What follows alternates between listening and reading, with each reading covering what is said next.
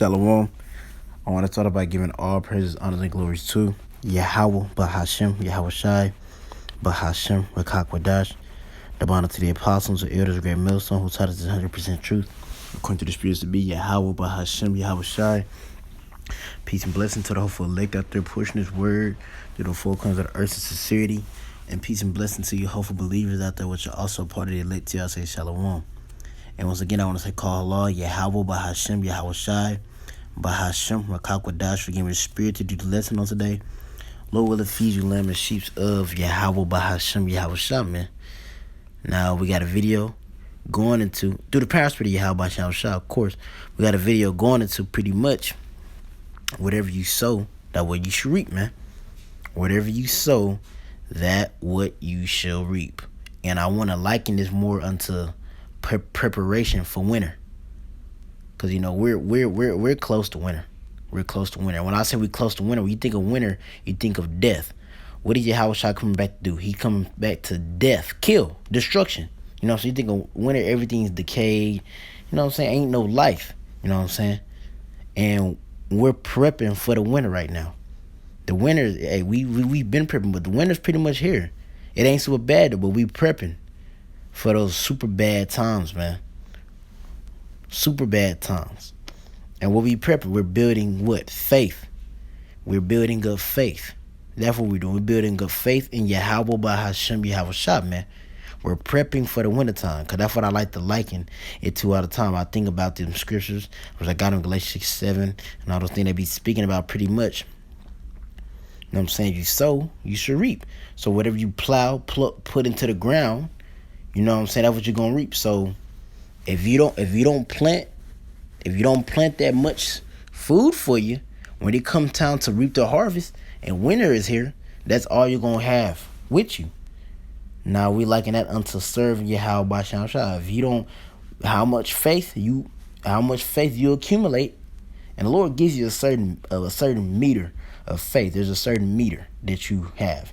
Everybody don't have the same level of faith. So whatever amount of faith the Lord gives you, you know what I'm saying, if you don't use all them seeds, you know what I'm saying, that's the faith you left with.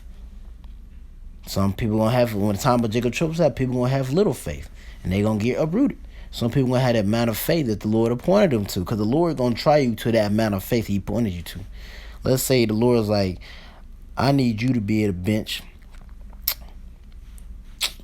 135 by the end of the month. So that means by come time at the end of the month, He gonna say, I want you to bench 135. If you ain't been out there in that gym working and practicing, you ain't gonna reach that goal 135. And you know what I'm saying? You want to go above and beyond. Like it speaks about the Lord giving them man those talents. He said he gave one 3 talents. He brought back 3 more. Like he multiplied his talents pretty much. So you want to go above and beyond. You don't want to just stop. Keep going, because you can never get too much. You know what I'm saying? So just keep going. Keep going. Keep swimming. But keep going. You know what I'm saying? Just, you can never go too far. This is living waters, man. But I just want to read this certain thing. This is bear preparating for hibernation. And I'm just read this part where it says, during the fall months, bears eat and drink nearly non-stop. They need to put on weight to prepare for the winter and hibernation. This process is called hyperphagia.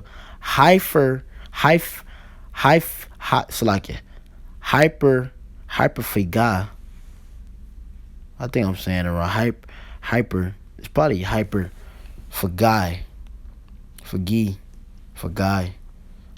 whatever it is. Y'all can see it.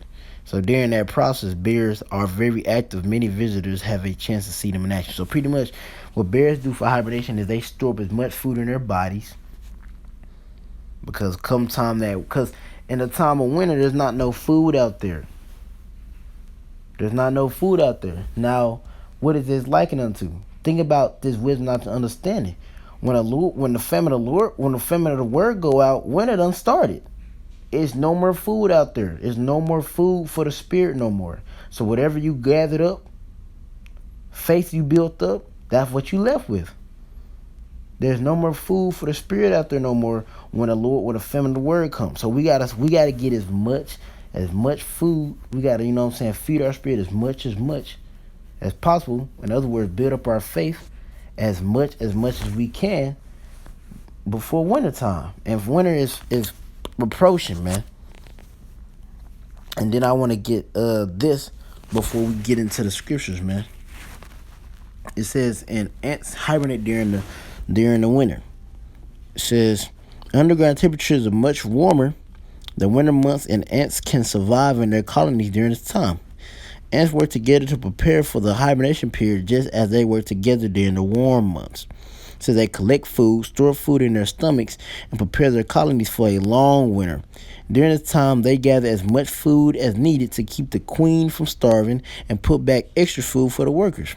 Ants are also equipped with a special place in their stomach called the crop, which allows them to store food throughout the winter.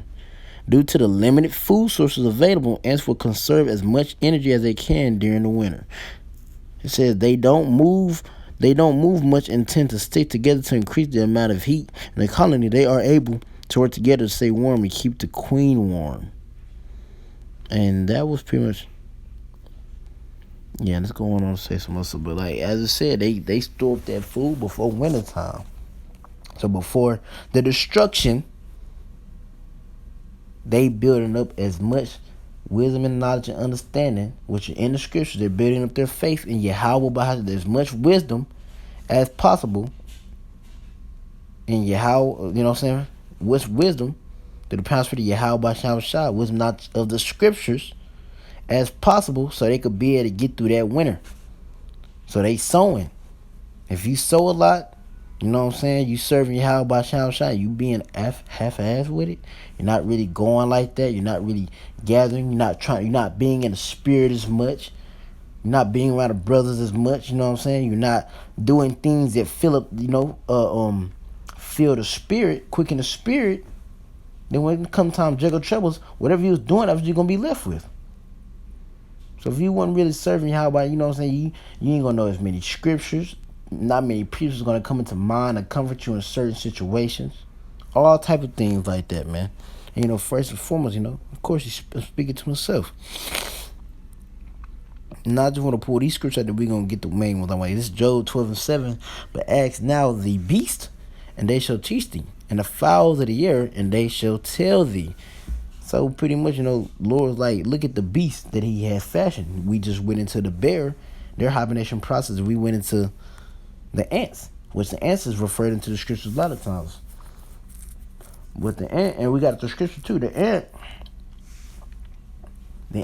you see what, and this scripture really says, this Proverbs 6:8, go to the ant, thou sluggard, consider her ways, and be wise, which having no guide, overseer, or ruler, provideth her meat in the summer, and gathers her food in the harvest. Exactly. So you see the ant, and we see what the ant do, man. Go get the food when it's hot, when it's life, when everything's blossoming. Go get the food.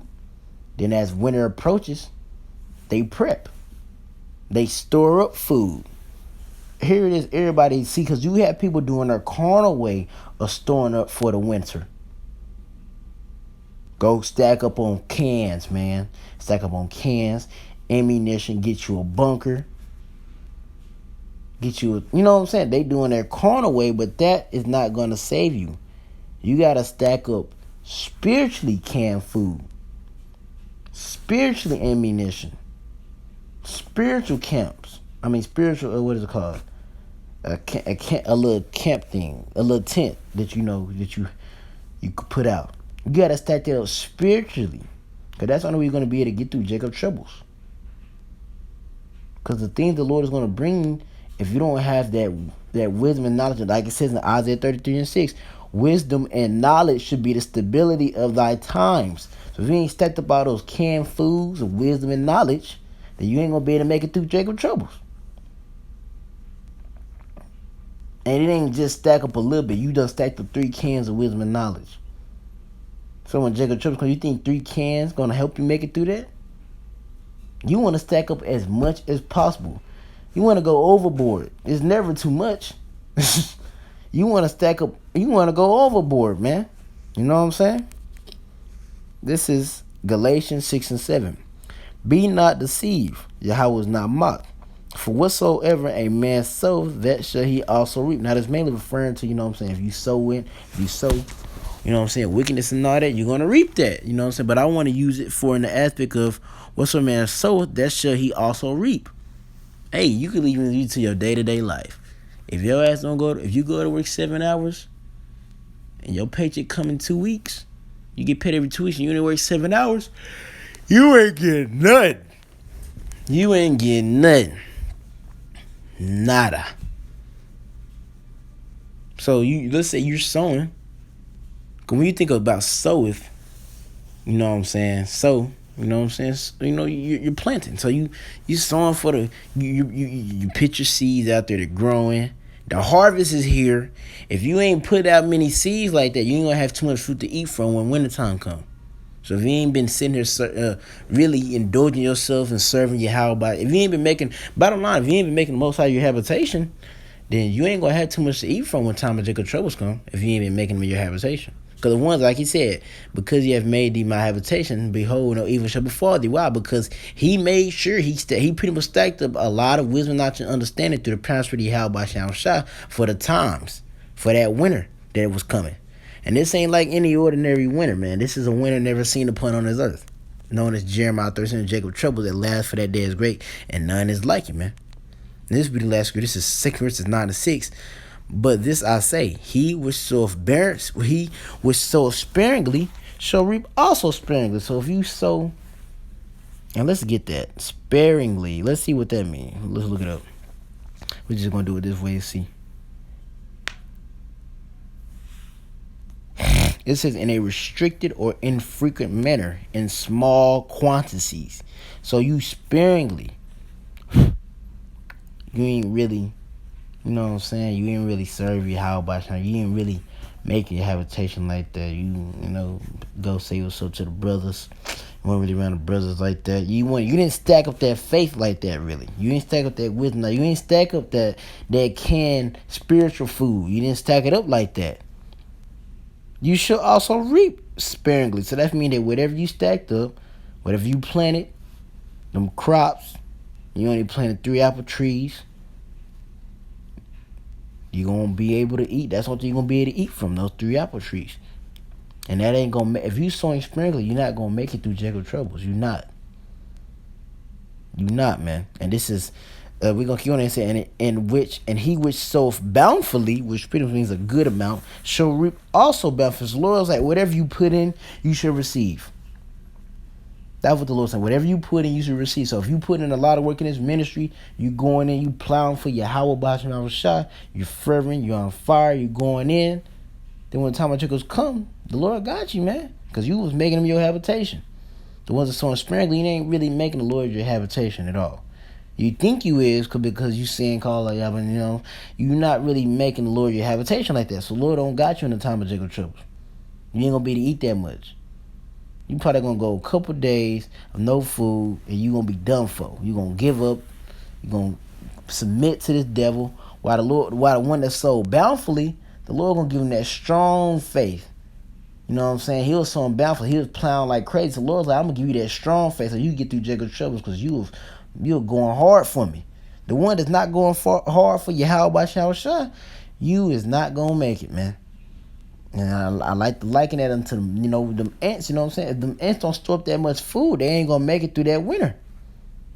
If you don't store up that much canned food, if you ain't enthused with this ministry, like the ox, you got to be in love with the truth. Because when you're in love with something, you go all out for it, man. You in love with something, you go all out. People love their cars, their women, or whatever they love.